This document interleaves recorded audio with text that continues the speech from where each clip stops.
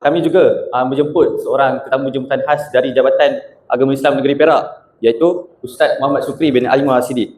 Berikan tepukan gemuruh buat beliau.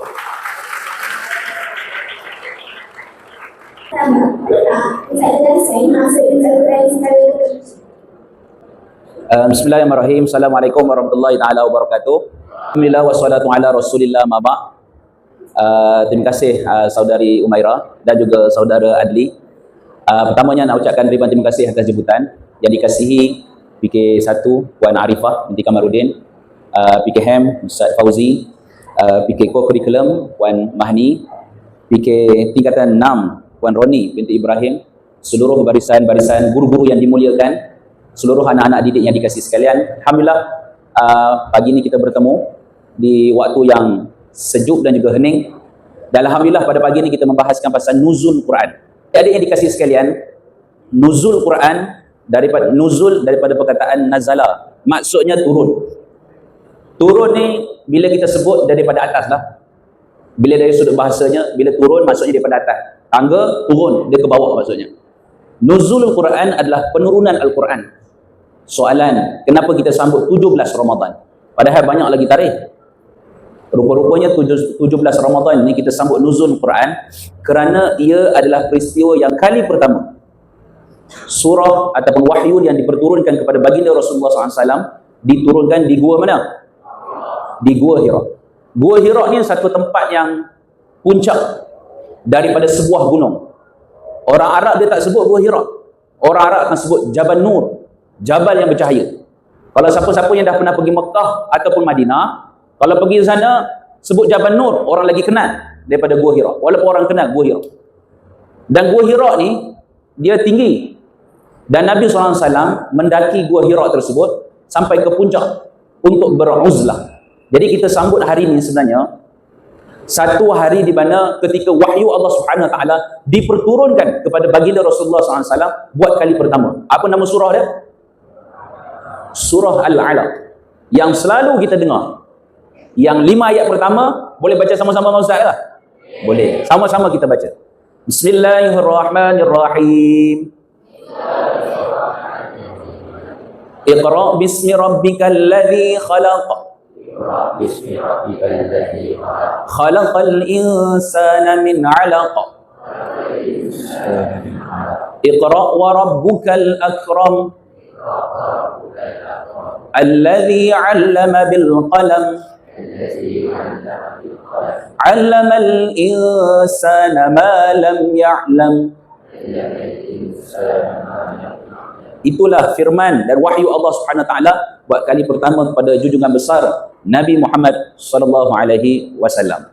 Jadi Ustaz, kenapa dalam ayat yang kita bacakan tadi, kenapa Allah suruh kita mula untuk membaca Al-Quran sebenarnya? Rakan-rakan dan juga adik-adik dikasihi sekalian, ayat ini sangat signifikan. Tengok balik, sebenarnya cara penurunan Al-Quran ini ada dua kaedah. Ini adik-adik dan semua rakan-rakan, tuan-tuan, perempuan, kita kena tangkap baik-baik. Ada dua kaedah penurunan Al-Quran. Pertamanya secara sekaligus. Maksudnya satu mushaf tu berdebu, jatuh sekali. Bahasa orang muda macam tu lah. Dia jatuh sekali. Satu mushaf. Daripada juzuk 1 sampai juzuk yang terakhir, daripada buku surat pertama sampai buku surat terakhir, satu mushaf diturunkan secara sekaligus. Itu kaedah pertama. Kaedah yang kedua, diturunkan secara berperingkat. Diturunkan secara berperingkat. Uniknya Al-Quran, kita ada 5 kitab yang wajib kita beriman, betul tak? 4 kitab, Zabur, Injil, Taurat. Yang lain ni, kitab-kitab ini, semuanya diturunkan secara satu mushaf. Dia sekaligus diturun. Dan uniknya Al-Quran ini diturunkan dengan dua kaedah. Pertama secara sekaligus, yang keduanya secara berperingkat. Ini keunikan Al-Quran. Keunikan Al-Quran. Bahkan Al-Quran itu diturunkan dalam tempoh 23 tahun pula. Kali yang pertama diturunkan, dimasukkan dalam Lauh Mahfuz. Lauh Mahfuz ni, bahasa Lauh Mahfuz, dia adalah papan. Ataupun lebih tepat kalau kita buka dalam buku kitab-kitab Arab, dia adalah satu tempat untuk dicatat. Itu namanya Lauh. Luhun ataupun Lauh ataupun Lauhun. Itu adalah papan untuk dicatat. Mahfuz, ada ke sini nama Mahfuz? Ataupun Mahfuzah, ada ke? Mahfuz ni maksudnya orang yang dipelihara. Jadi tempat catatan yang dipelihara oleh Allah Subhanahu Wa Taala, diturunkan oleh Allah kepada Lauh Mahfuz secara sekaligus. Waktu bila, macam mana, wallahu alam. Itu hanya dalam makluman Allah. Allah rakamkan Al-Quran, bal huwa Quranul Majid fi lauhin mahfuz. Itu pertama. Yang kedua, daripada Lauh Mahfuz diturunkan kepada mana? Kepada Baitul Izzah. Ikut sama-sama, Baitul Izzah. Baitul Izzah ni langit dunia. Daripada Lauh Mahfuz turun ke langit dunia. Itu kali pertama. Dan diturunkan secara sekaligus. Dan Allah rakamkan dalam Quran, Syahrul Ramadan alladhi unzila fihil Quran. Diturunkan bulan Ramadan, diturunkan Al-Quran secara sekaligus. Inilah maksudnya, secara sekaligus. Ataupun dalam ayat Quran yang biasa kita baca, inna anzalnahu fi lailatul qadr. Sesungguhnya telah kami turunkan dia, yakni Al-Quran, pada malam Lailatul Qadar. Secara sekaligus daripada Lauh Mahfuz turun ke Baitul Izzah. Berhenti situ. Ini peringkat yang kedua pula. Daripada Baitul Izzah, langit dunia, turun ke bumi. Turun ke pada Nabi SAW. Hak ni 23 tahun pula. Selama 23 tahun secara berperingkat. Soalan pertama yang kita kena jawab. Kenapa dipilih surah Al-Alaq ataupun 5 ayat pertama dan surah Al-Alaq yang kita bacakan sebentar tadi? Kalau kita faham, pertama, alaq itu daripada perkataan alaqah, segumpal daging, ciptaan asal manusia. Kalau kita lihat balik maksud daripada awal-awal ayat tu, Allah Subhanahu Wa Taala sebut iqra bismi rabbikal ladzi khalaq. Bacalah dengan nama Tuhanmu yang telah menciptakan kamu. Pertama, dalam segala urusan kita kena tahu. Dalam kitab Iqra yang ditulis oleh Dr. Zulkifli Al-Bakri, Iqra-nya ada 2 maksud. Kalau nak catat, catat. Tak ada catat, ni pakai otak, ingat terus. Iqra ni boleh dengan 2 maksud. Pertama, iqra bil maqru'ah. Iqra dengan maksud pembacaan. Kamu ada buku, ada nota, kamu baca. Ada buku sains, kamu baca. Dan semua bentuk pembacaan namanya iqra bil maqru'ah. Faham tak? Jadi bila kita membaca, maksudnya kita membaca secara direct yang kita faham. Yang tangan kamu semua adalah Quran. Bila kamu membaca, namanya iqra bil maqru'ah. Kamu membaca suatu bahan bacaan. Yang kedua, yang ramai orang tak tahu. Dan hari ini Ustaz nak kongsi supaya kamu tahu. Ya. Jadi yang kedua ni namanya iqra bil manzurah. Iqra baca dengan cara manzur, melihat. Maksud manzur melihat ini adalah kita adaptasi, meneliti, melihat dan juga mengkaji. Sebab tu bila kamu buat perangai buruk ataupun buat perangai baik, orang melihat dan menilai sama ada baik ataupun buruk kamu. Dan orang membaca perangai kamu sama ada baik ataupun buruk. Dan bila orang membaca, menilai, orang menangkap masuk dalam pemikiran kamu. Sebab tu banyak dalam hadis Nabi SAW, khabar pilih kawan baik-baik. Faham? Bila pilih kawan baik-baik, maksudnya mata ini, dia pergi ke mana, baik ke buruk, maksiat ke ataupun makruf ke, dia akan tangkap. Kopi masuk dalam kepala. Dan kamu boleh membuat hipotesis ataupun sebarang bentuk cara kamu nak fikir. Apatah lagi kalau depan yang kamu tengok itu benda yang buruk. Dia akan masuk juga. Bila masuk, banyaklah dibahaskan dalam konteks tasawuf, bila masuk melalui mata, dia akan jatuh ke hati. Jadi bila dipilih ayat ini, maksudnya manusia ni kita kena baca ni bukan hanya dalam pembacaan, tapi di sana ada baca dengan penelitian alam. Melihat pokok, melihat langit. Pelik langit boleh berdiri tegak tanpa tiang. Kita kena fikir. Dan apa-apa fenomena dan teori yang baru ni, gerhana bulan, betul tak? Sini semayang, ada tak sini yang semayang di Masjid Surau lah? Gerhana bulan. Ada tak? Jadi gerhana bulan 1 rakaat, berapa rukuk ada? Ada 2 rukuk. Jadi kita ni bila tahu ada fenomena alam, mata kita melihat tanda kebesaran Allah. Mata kita melihat. Jadi itulah mungkin serba awal inilah. Kita boleh ambil faedah bahawa itu awalan daripada orang kata apa, maqasid, tujuan yang Allah Subhanahu Wa Taala nakkan kita untuk faham wahyu yang pertama ini. Wallahu a'lam. Okey, Ustaz, boleh tak Ustaz ceritakan sesuatu ketika wahyu pertama diturunkan? Wahyu pertama yang diturunkan kepada Nabi SAW. Dia hebatnya Nabi ni, Allah pandu. Sebab Nabi ni memang manusia tapi dipandu oleh Allah Subhanahu Wa Taala. Nabi sepanjang umur 1 sampai umur 40 tahun tak pernah terjerumus dalam maksiat ataupun terikut dalam maksiat. Bila nak pergi je tempat-tempat yang maksiat, dia jadi ngantuk, jadi tidur. Kita ni terbalik. Pergi kuliah Jumaat, dengar khutbah, tu kita tidur. Ni kita terbalik. Ni Nabi lain. Nabi SAW ketika berumur 40 tahun, Nabi menjadi seorang Rasul. Mana-mana sahaja nak jadi Rasul, mesti menerima wahyu. Para anbiya wal mursalin terdahulu, begitulah. Bila nak jadi Rasul, antaranya Allah SWT campakkan pada hati Nabi SAW untuk beruzlah. Ni bermula dengan uzlah. Ni kita kena belajar. Nanti kita akan sebut. Mana-mana sahaja suatu penurunan wahyu ataupun penerimaan taklifan mesti bermula dengan uzlah dan juga muhasabah.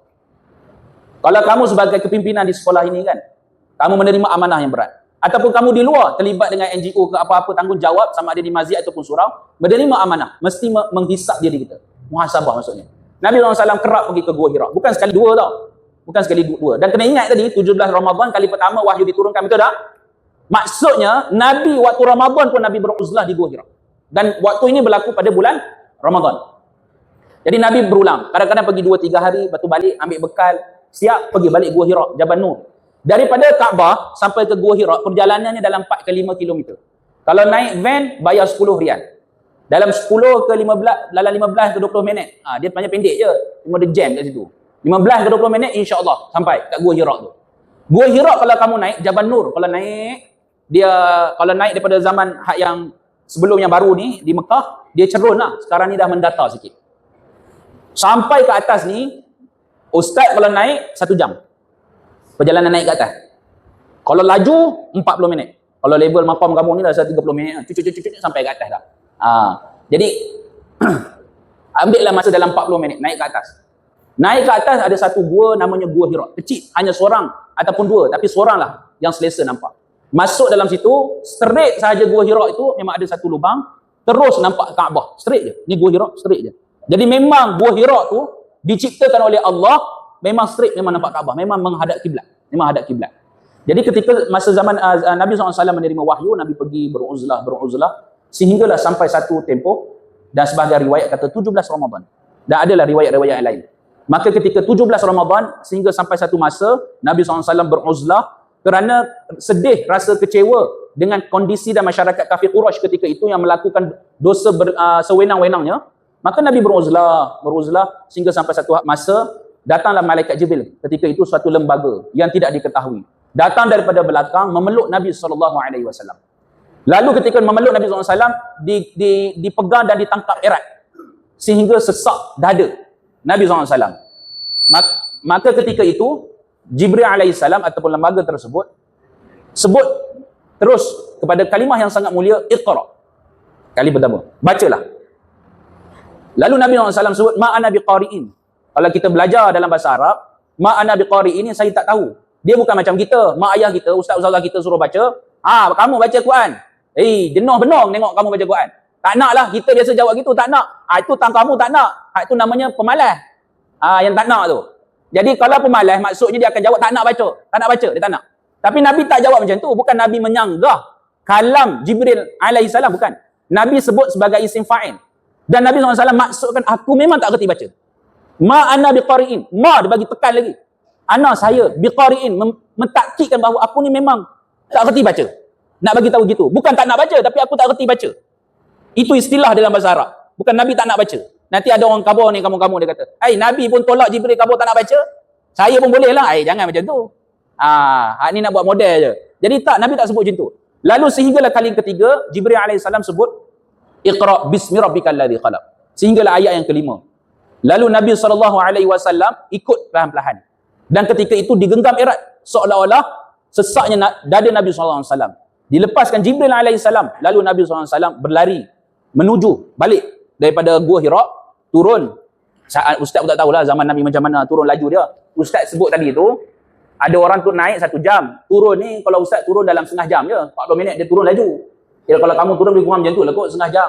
Laju sangat jatuh golek pula. Jadi 30 minit turun. Turun dekat bawah bukan sampai terus. Sampai tu 4 km pula Nabi. Nabi ni berjalan tau, berjalan. Terus pergi kepada rumah Nabi SAW.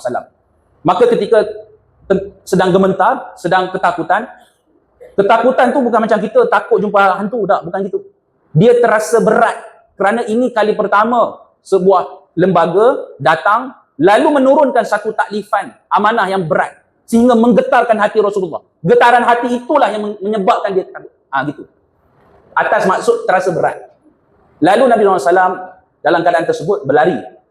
Berlari pergi mana? Pergi ke rumahnya. Iaitu ketika itu siapa isteri Nabi SAW? Sayyidatina Khadijah radhiyallahu anha. Apakah reaksi Sayyidatina Khadijah ketika itu? Reaksi Sayyidatina, pertamanya dalam bahasa Arab kita sebut Sayyidatina. Orang Melayu ni handai, dia ambil Sayyidatina, dia kabur panjang, Sayyidatina. Kalau kamu buka dalam kamu bahasa Melayu pun, Sayyidatina dipendekkan. Jadi apa? Jadi Siti. Jadi Siti Khadijah. Siti ni bahasa Melayu, dimuliakan, dipendekkan daripada perkataan Sayyidatina. Tuan ataupun puan yang kami muliakan. Itu bahasa ni. Jadi pendek jadi Siti. Jadi Sayyidatina Khadijah radhiyallahu anha ketika itu melihat Nabi SAW balik. Nabi balik ni dalam keadaan yang biasa saja sebagai seorang manusia sebelum ni. Tapi dalam keadaan ketika itu, Nabi dalam keadaan berpeluh gementar. Gementar Nabi SAW balik. Dan Nabi SAW masuk rumah, bagi salam dan terus masuk dan terus menuju ke bilik. Sayyidatina Khadijah bila melihat situasi begitu, Sayyidatina Khadijah tak cakap banyak. Dah, orang gitulah. Cakap, tanya apa kamu ni tiba-tiba masuk ni, buang terbiak je tiba-tiba begini. Orang kita macam tu. Kita tiba-tiba tengok pelik je. Kamu kalau ada adik-adik kamu tiba-tiba masuk lintang pukang masuk dalam bilik kan. Kamu pelik juga. Jadi kalau kamu pelik, kamu akan tanya dia, kamu ni bagi masuk tak bagi salam, terus terjah masuk bilik, tutup pintu. Kita marah. Sayyidatina Khadijah tidak. Melihat situasi begitu, Sayyidatina Khadijah lalu menghampiri Nabi SAW, mendekati Nabi SAW, lalu mengambil selimut, dan Nabi SAW memang minta diselimutkan Rasulullah SAW. Malam tersebut, Sayyidatina Khadijah tak tegur Nabi SAW, bagi rehat. Esoknya baru tegur. Lalu Nabi SAW pun beritahu bahawa peristiwa satu demi satu cerita. Dan Siti Khadijah ini, ucapan awal dia kepada Nabi SAW, mustahil bagi Allah ingin menggusarkan dan ingin mencampakkan kamu kepada lembah yang bahaya. Mustahil. Kerana kamu menyambung silaturahim. Kerana kamu memberi senyuman. Kerana kamu membawa rahmat dan kasih sayang kepada warga. Jadi, bayangkan ucapan Siti Khadijah ketika itu menenangkan Nabi. Dia ustazkan urai nanti ujung. Lalu ketika itu, Siti Khadijah radhiyallahu anha bagi tahu, kalau begini kaedahnya kita jumpa seorang manusia. Iaitu saudaranya Siti Khadijah radhiyallahu anha. Namanya siapa? Siapa tahu? Saudaranya, sepupunya Sayyidatina Khadijah radhiyallahu anha. Siapa tahu? Cuba angkat tangan. Ada ni tahu, dia segan je. Namanya adalah Waraqah bin Naufal. Dia ini rahib, antara istilahnya ulama lah dalam kitab Injil. Jadi Siti Khadijah bawa Rasulullah SAW jumpa Waraqah bin Naufal.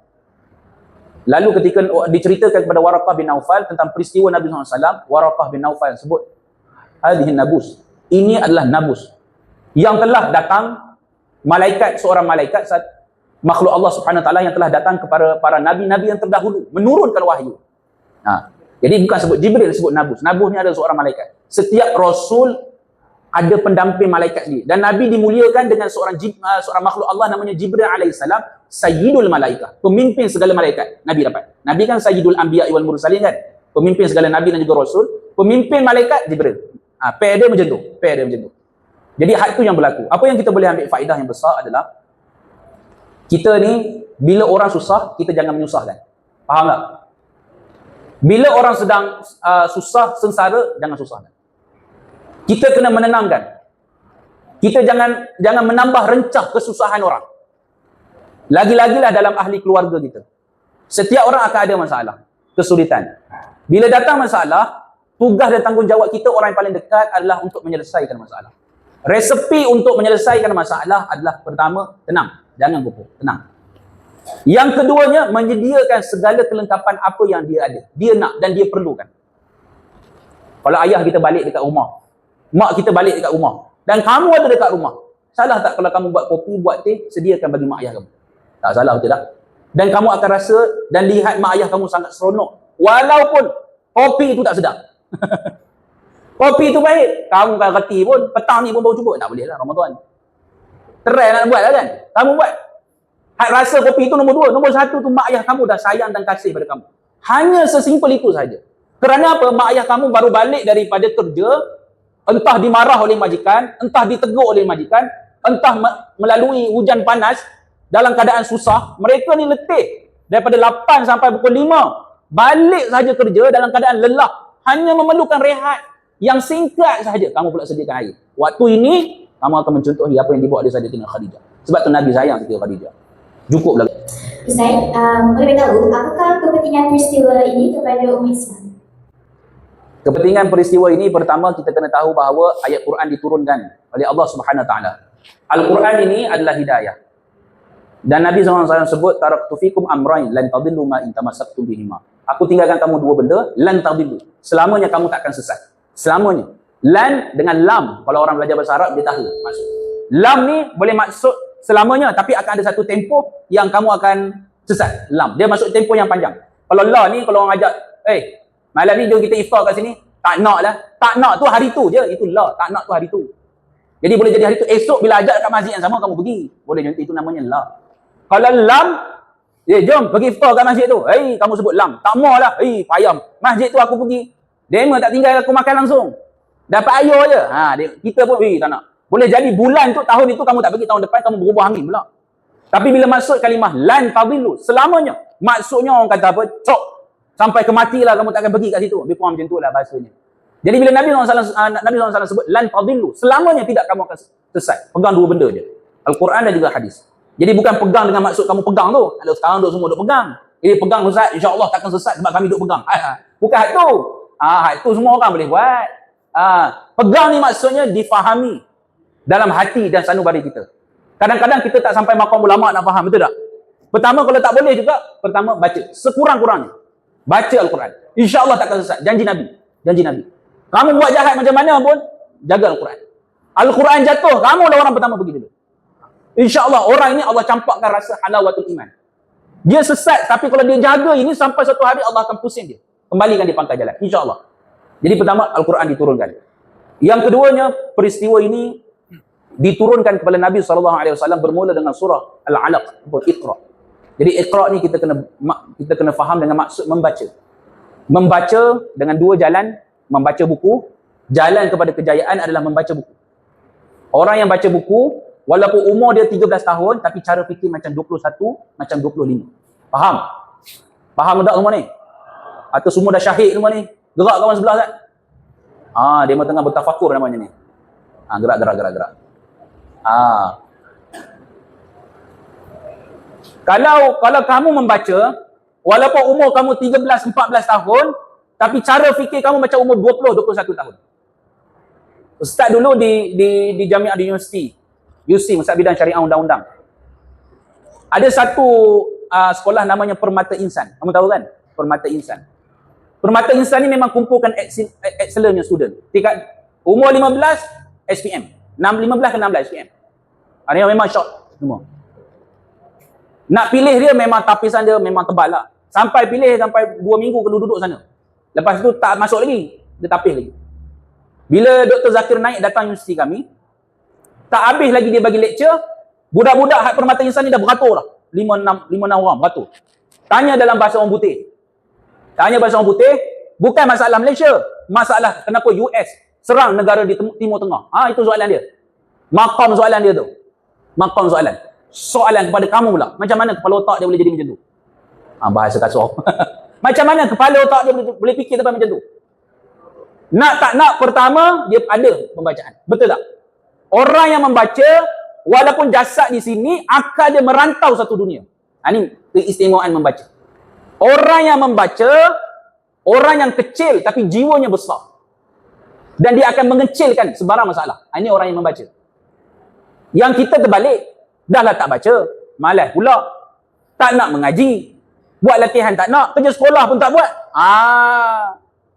Bila tak siap semua benda ni, apa jadi pada kita? Masalah kecil, kita suka besar-besarkan. Benda pensel je hilang, dia bertumbuk kawan dia. Ini namanya mangkuk nama dia. Benda-benda begitu. Orang yang membaca, benda yang besar dikecilkan, benda masalah. Jadi sebab tu orang, kalau kamu tengok orang yang membaca, dia berbeza. Sebab tu kena membaca. Dan itu je lah, dua terlebih dahulu lah. Panjang lagi soalan. Wallahu a'lam. Bagaimana dengan membaca Al-Quran ni boleh membentuk sebuah tamadun Islam yang baiklah bagi pandangan kita sendiri? Bagaimana membaca ni boleh membentuk tamadun Islam? Dalam satu kitab namanya Maza Khasirul Alam bil Hintatil Muslimin. Apakah kerugian dunia bagi kemunduran orang Islam. Kitab ni sangat masyhur lah. Tajuknya, apakah kerugian dunia bagi kemunduran orang Islam? Bila orang Islam mundur, apakah dunia itu rugi? And dalam situ dia lihat dua benda. Pertama, daripada faktor luaran, musuh-musuh Islam. Yang kedua, daripada faktor dalaman. Dalaman orang Islam. Antara faktor dalaman, daripada banyak belasan faktor itu, salah satunya adalah saqafah yang rendah. Saqafah ni adalah pendedahan ilmu yang sangat lemah jiwanya bagi orang Islam. Dia sangat lemah.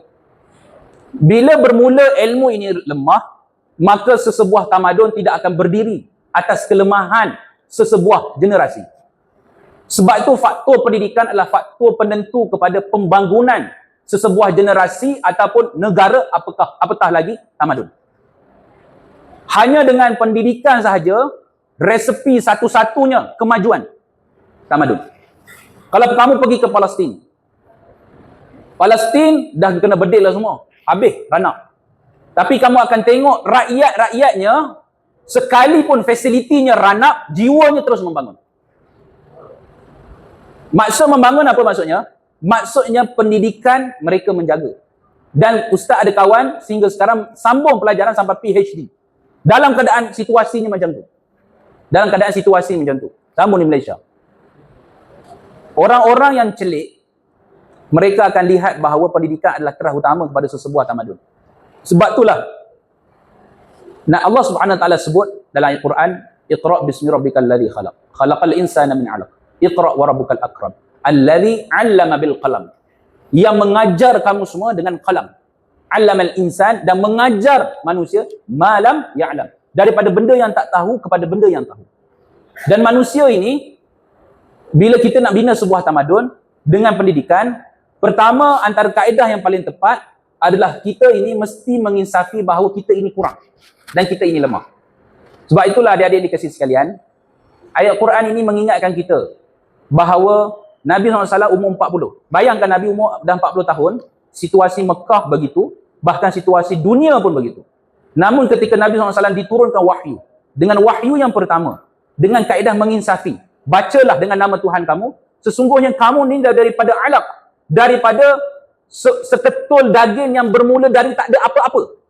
Yang Allah ciptakan kamu daripada hal yang tak ada kamu ketahui, dan tumbuh membesar kamu, dan Allah nak menyedarkan itulah kedudukan kamu di pangkal rahim ibu kita. Jadi situ ni bila ayat ini menyebut tentang membaca dengan nama Tuhan, lalu kamu menginsafi. Bukan ketika kamu tinggi, bukan ketika duit kamu ada, bukan ketika kamu sudah mendapat segala nikmat. Kamu menginsafi daripada bawah. Kamu bermula. Dan semuanya bermula daripada garis pemula yang sama. Tak ada beza. Yang sekarang je nampak beza. Sebab masing-masing atas usaha masing-masing. Tapi bermula dengan garis mula yang sama. Sebab itulah bila bermula dengan Iqra' Allah turunkan kepada Nabi SAW, itulah permulaan ketika Nabi umur 40, duduk di Mekah 13 tahun, merekrut kekuatan-kekuatan umat yang kuat jiwa mereka dalam ratusan saja. Ada riwayat kata 100 lebih saja, walaupun 13 tahun. Lalu berhijrah ke Mekah, membina sebuah tamadun dengan sebuah negara Madinah, kemudian berkembang. Hanya dalam tempoh 23 tahun. Dengan hanya bermulanya firman Allah Subhanahu Wa Taala ini, kemudian dipandu dengan wahyu-wahyu yang lain. Wallahu a'lam. Jadi, apa pengajaran yang boleh asas dia ambil Surya Pengajarannya banyak dan kamu boleh ambil daripada apa yang Ustaz sebut tadi. Tapi Ustaz nak sebut satu lah. Banyak tadi kita sebut. Ustaz nak sebut pasal membaca. Baca buku satu dah. Baca alam ni. Ingat ya, Nabi pernah berada pada titik lemah ketika tahun 10, tahun yang ke-10 kenabian. Ketika itu digelar nama tahun tersebut Amul Hus, tahun duka cita. Tahun duka cita ini kerana kematian Siti Khadijah radhiyallahu anha dan juga Abu Talib. Dan disebut tahun tu tahun duka cita. Menariknya ketika itu Nabi sedih kerana Sayyidatina Khadijah ni dia cover, dia backup jiwa Nabi, kebajikan dan juga kewangan. Dia backup. Abu Talib pula memberi himayah, perlindungan kekuasaan politik, suaka politik. Maksudnya orang nak buat apa-apa pada Nabi kena lalu dulu Abu Talib. Jadi orang tak boleh apa-apa kan Nabi. Dua-dua tiang seri ini roboh. Nabi ketika itu seolah-olah terdedah kepada ancaman. dan pelbagai aspek. Tapi Nabi kecewa tak? Tak. Nabi pergi terus bulan Ramadan, bulan Syawal, terus Nabi pergi berdakwah ke Taif. Pergi dekat sana, Nabi dilempar dengan batu. Ini pendek cerita. Bila dilempar dengan batu, berganda kekecewaan Nabi. Kan? Berganda. Dalam keadaan Nabi kecewa, selepas peristiwa itu, Allah SWT bawa Nabi jalan-jalan. Allah SWT bawa pergi mana? Ha? Allah bawa Nabi pergi mana? Ini Ustaz nak suruh kamu nanti keluar berjalan-jalan. Tapi kena tahu, Allah SWT bawa Nabi SAW berjalan-jalan, pergi Isra' dan juga Mi'raj. Isra' Mi'raj daripada minal Masjidil Haram ila Masjidil Aqsa. Isra' ni maksudnya diperjalankan macam ni. Masjidil Haram, Masjidil Aqsa, Isra'. Mi'raj diangkat ke langit. Ada 9 langit, 7 langit tambah 2. Sampai ke kerajaan Allah SWT. Isra', Mi'raj, naik macam tu. Ya. Kalau kamu telusuri daripada Isra' Mi'raj ada 11 peristiwa, ada 4 tempat transit, singgah Nabi solat. Ada 11 peristiwa kat situ. Allah SWT perlihatkan Nabi semua peristiwa tersebut, macam-macam. Daripada Mi'raj, daripada Masjidil Aqsa, Nabi pimpin para anbiya wal mursalin seluruhnya di situ. Naik Mi'raj pula. Apalah. Nabi jumpa para nabi-nabi yang terdahulu dan juga Rasul Ulul Azmi. Daripada semua ni, bila Nabi kecewa, Allah bawa jalan-jalan. Apa yang Allah bawa jalan-jalan dan tunjuk pada Nabi? Ini Ustaz nak ajar kamu supaya kamu ikhra. Allah nak ajar dan bagi kekuatan pada Nabi SAW. Bila kamu kecewa, bila kamu sedih, pertama dalam keadaan begini, keluar dulu berjalan. Bila keluar berjalan, jangan jumpa orang yang lagi masalah dengan kamu. Jangan jumpa orang yang lagi rendah martabat daripada kamu. Kamu kena jumpa orang yang lebih tinggi martabat daripada kamu. Tinggi martabat supaya membesarkan jiwa kamu. Ada dalam satu kitab namanya Afat ala Tariq Dakwah. Wabak sepanjang jalan. Wabak penyakit yang ada pada manusia banyak. Salah satunya namanya futur, putus asa. Putus asa. Putus asa ni maksudnya kamu berjalan tiba-tiba malas. Ini maksudnya futur, putus asa. Boleh jadi kamu terputus tengah jalan, malas menyambung jalan tersebut, ataupun kamu berlengah-lengah. Itu maksud futur. Bila suruh buat kerja sekolah, malas terus. Ini futur yang penuh. Tapi kalau suruh buat kerja sekolah, kamu berlengah seminggu, 2 minggu. Ini namanya futur separuh. Dia putus asa separuh. Antara sebab futur, jenis malas, jenis culas, tahu tak sebab apa? Disebut dalam kitab tersebut, kerana kamu berkawan dengan orang yang lemah jiwanya. Itu faktor kepada kamu jadi pemalas dan culas. Kawan dengan orang begitu, dapatlah kamu dia punya nurunlah ke kamu. Jadi untuk menangkis masalah ini, kamu mesti berjumpa dengan orang yang jiwa besar. Bila Nabi SAW melihat peristiwa-peristiwa begitu, ada yang bumi, seorang tua yang telah menyembah bongkok, menggambarkan tentang keadaan bumi yang sangat lemah ataupun dah tua ketika itu, berjumpa dengan para Nabi dan juga Rasul yang ulul azmi, yang telah melalui kesusahan dan kepayahan yang lagi teruk daripada Nabi. Nabi balik daripada Isra' Mi'raj, hilang semua sedih Nabi. Hilang semua sedih Nabi. Jadi bila kamu keluar, kamu berjalan, jumpa orang lebih besar jiwanya. Faham tak? Kena berkawan dengan orang yang besar jiwanya. Lalu kamu membaca perangai mereka. Melihat dan mengambil apa yang baik daripada mereka, diserap masuk dalam jiwa kamu. Tak payah kamu nengok dia. Apa dia buat baik? Nengok dia bagi, oh rupanya dia bagi makan ke orang. Kamu pun esok bagi makan. Bukan begitu, bukan gitu. Cukup kamu pair, jangan duduk dengan dia sahaja. InsyaAllah, yang baik itu akan turun. Sebab tu ulama sebut asirusar, yang rahsia dia akan turun pelan-pelan. Contohlah kan, kamu duduk kat saf, semayang saf kedua. Masjid tu penuh, 8 saf. 8 saf, penuh masjid tu. Kamu macam mana entah, malam tu terduduk dekat saf yang kedua. Tengok saf kosong-kosong, kamu orang tolak. Silakan tuan-tuan, silakan. Kita pun malas nak ke depan. Nengok tak ada siapa nak ke depan, kita pun jalan ke depan. Tengok-tengok kamu dah saf kedua. Semayang isyak. Lepas semayang isyak, kita solat sunat, ba'diyah isyak, betul tak? Lepas solat sunat ba'diyah isyak, kamu malas nak solat sunat. Dia kata malas, jarang nak solat sunat, malas dia kata.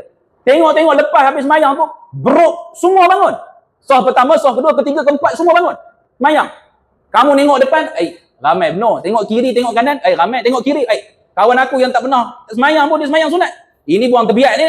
Kita tengok belakang, kena kepung aku ni. Soalan, kamu bangun tak semayang? Bangun. Sebab kamu malu, betul tak? Inilah resepi kalau kamu nak majukan diri, duduk bersama orang baik. Kerana yang rahsia daripada itu akan mengalir. Adakah mereka suruh kamu bangun? Tak.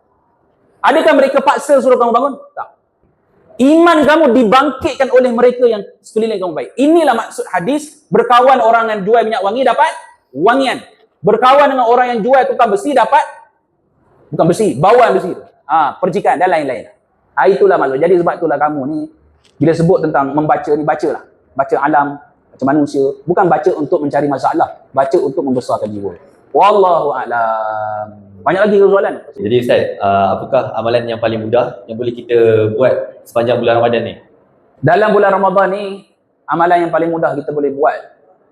Pertamanya, dia tak ada, bolehlah kita sebut Nabi SAW dalam bulan Ramadan, duduk bersubah dengan Malaikat Jibril AS mengkhatamkan Al-Quran. Itu antara peristiwa dalam bulan Ramadan kenapa kita bertadarus.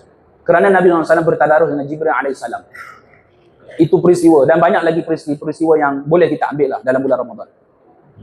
Cumanya Ustaz nak bagi tahu setiap orang akan ada kekuatan dan kelebihan masing-masing. Dan kita tak boleh samakan kita punya kekuatan dengan kekuatan orang. Masuk ke syurga banyak pintu. Ada pintu sedekah. Ada pintu puasa juga namanya Babur Rayyan. Masuk ke syurga dia ada pintu-pintu khusus, ada pintu-pintu ibadah. Para alim ulama pun ada juga dia punya amalan. Antaranya almarhum Ustaz Ismail Kamus. Dia pernah kongsi dalam satu siaran, dia kata amalan dia sebelum dia solat, rumah dekat dengan rumah dia lalu kubur dulu. Bila lalu kubur, hak kita biasa lari daripada kubur. Dia lalu kubur tu. Lalu dia menginsafi dan mengingati kematian selalu. Dia ambil masa tafakur fikir dia. Aku akan mati apa semua. Jadi dia ambil itu sebagai amalan sehingga menenangkan hati dia. Almarhum Tuan Gurunya Aziz sebagai contoh. Antara amalan yang selalu ni kita sebut almarhum lah. Yang hidupnya tak tentu lagi. Ini yang dah meninggal. Antara menjaga tahajud qiyamul lail. Daripada sejak balik sampai ke tua. Setiap malam tak pernah putus. Para alim ulama ni memang dia ada amalan-amalan khusus dia. Amalan-amalan khusus. Kerana manusia ni kalau nak buat semua amalan dia, orang perak kabur terkanjai lah. Tak dan kita. Jadi Ustaz nak pesan pada kamu. Kalau kamu boleh baca Al-Quran istiqamah sehari satu muka, teruskan. Dan pilih itu sebagai pilihan yang utama. Kerana dia adalah kalam Allah. Kalau kamu boleh sedekah satu hari RM1 ataupun 50 sen, teruskan. Kalau kamu boleh untuk menjaga buha kamu, teruskan. Tapi kalau label-label kamu ni pandangan Ustaz lah. Pandangan Ustaz. Antara amalan yang baik yang kamu boleh buat adalah menjaga waktu sahur kamu. Sahur adalah waktu, bukan makan. Faham? Tasahharu fa inna fis sahur barakah. Bersahurlah kamu kerana pada sahur itu ada berkat. Sekarang subuh kau apa? 6? Tahu ke tak ni? 6. Ada kadang-kadang subuh 6.20. Ada 6.15. Kadang-kadang ujian yang paling besar 5.50. Ustaz nak pesan pada kamu ni. Ni amalan ni cuba lagi 15 hari ni cuba amalkan. Kerana 15 hari ni 10 hari terakhir sunat bagi kita kaum lelaki untuk beriktikaf di masjid. Ni kena belajar iktikaf di masjid. Jangan risau, ini pergi iktikaf Ustaz seorang aja. Tiba-tiba dengar orang bagi salam. Jangan, itu ajaklah 2-3 orang. Lepas tu dia punya pattern dia, kalau kamu tak jarang pergi, jangan pergi tidur kat sah pertama. Cari pasal. Risau nanti bangun, dah sah kat 10. Malam teringat bukan tidur kat sah pertama. Ada orang angkat pula nanti. Jadi belajar untuk iktikaf. Jadi bila iktikaf ada satu waktu sahur. Waktu sahur ni setengah jam sebelum azan. Kalau boleh kamu bangun awal. Ni anak-anak, adik-adik, anak-anak semua dengar. Kamu bangun awal. Orang yang bangun awal, dia mencapai kemenangan yang pertama. Bukan kepada dunia, tapi kepada diri dia dulu. Orang yang boleh menawan diri dia, insya-Allah dia boleh menawan apa yang akan datang depan. Ya. Orang yang menang untuk bangun awal. Kemudian dia mandi, dia siapkan diri, dia kemas tempat tidur dan dia siapkan kelengkapan-kelengkapan persekolahannya. Lalu dia solat 2 rakaat. Adik-adik semua akan merasa kemenangan yang sangat kuat pada diri kita. Dia macam sekarang lah, kalau main bola. MU lawan Liverpool, contoh. Tiba-tiba MU menang, tiba-tiba lah. Ataupun tiba-tiba leading. Sekarang kan dia anak tangga yang ketiga sedang mencanak naik. Turun dah. Jadi bila leading 2-0 sebagai penyokong Tegar, kita dah melompat lah. Dia kata leading, dah masuk minit yang ke-80, leading 2-0. Tiba-tiba MU gol pula 3-0. Penyokong Tegar ni dah seronok dah, melompat dah, kita kira menang lah. Tiba-tiba hujungnya masuk lagi 10 minit tu, Liverpool buat comeback. Dia buat comeback, menang. Dapat 4 gol. Jadi 4-3. Kalah MU. Contoh. Tapi kamu bayangkan 80 minit yang pertama sebagai penyokong MU, suka tak? suka? Suka. Sebab itulah kita ni waktu yang paling penting jaga adalah ketika bangun kamu jaga waktu. Kamu kena lead. Kamu kena leading. Kamu kena leading diri kamu dulu. Kamu kena leading. Sebab bila kamu leading itu adalah kemenangan pertama dan tanda untuk boost. Boost ni maksudnya booster. Dia kena membakar semangat kamu. Sebab tu nak tahu orang sembahyang subuh ke tak boleh tengok ni semua. Hak jenis tak berapa cerah, gelap, tak berapa bercahaya, tak sembahyang subuh lah tu. Ada ke muka macam ni? Aduh. Tengok semua.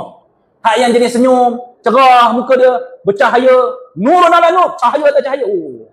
Hak ni makam dia dah tinggi, sikit lagi boleh terbang.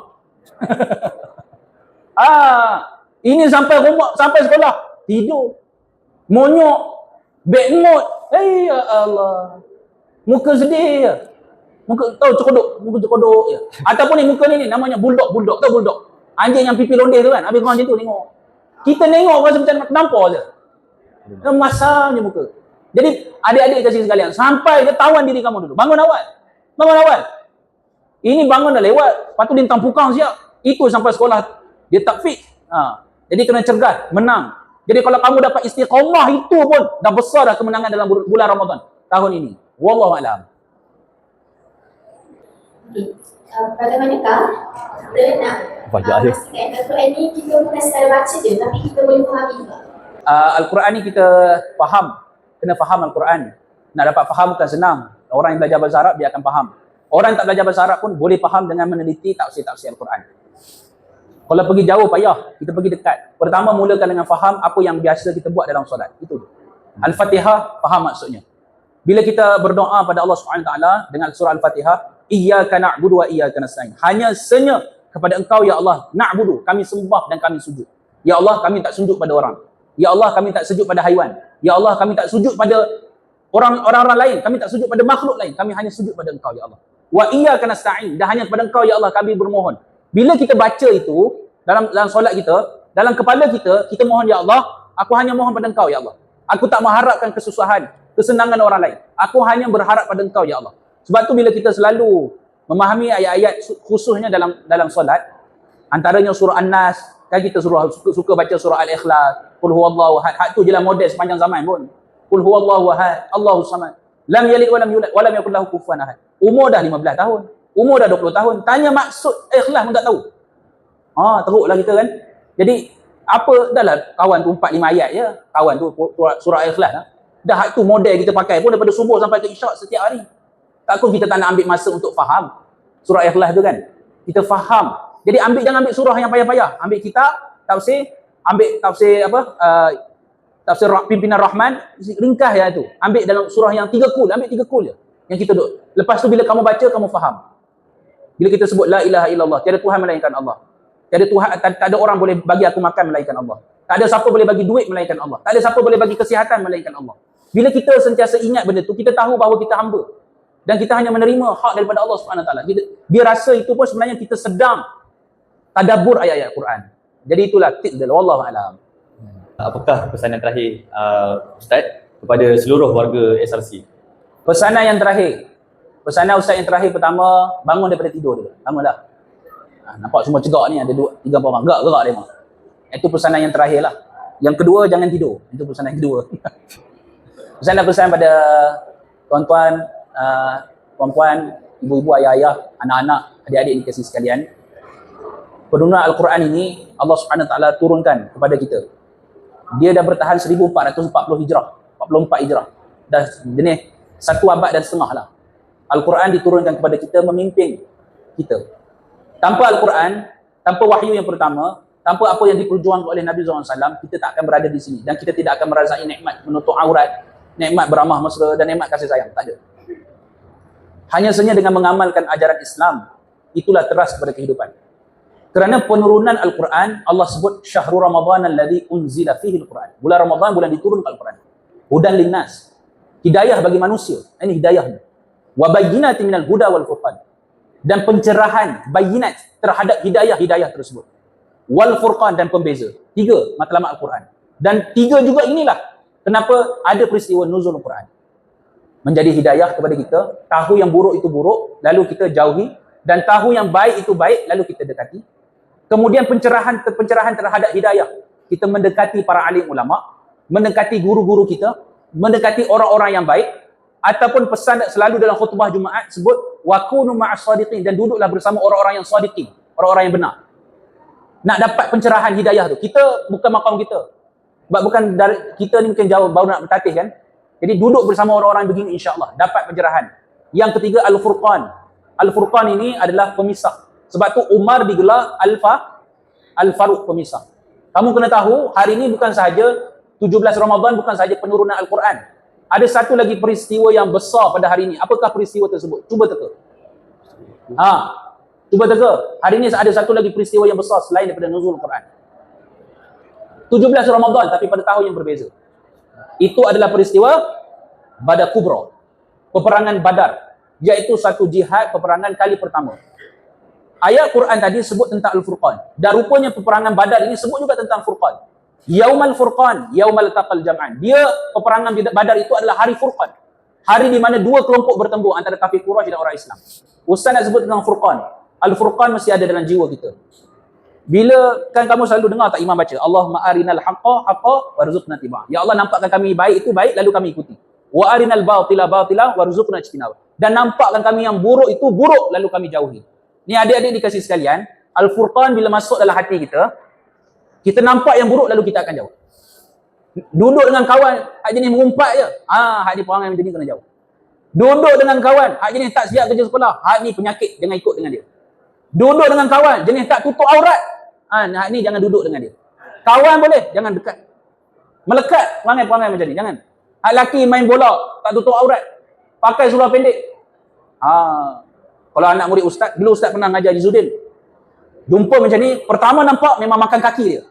Makan kaki.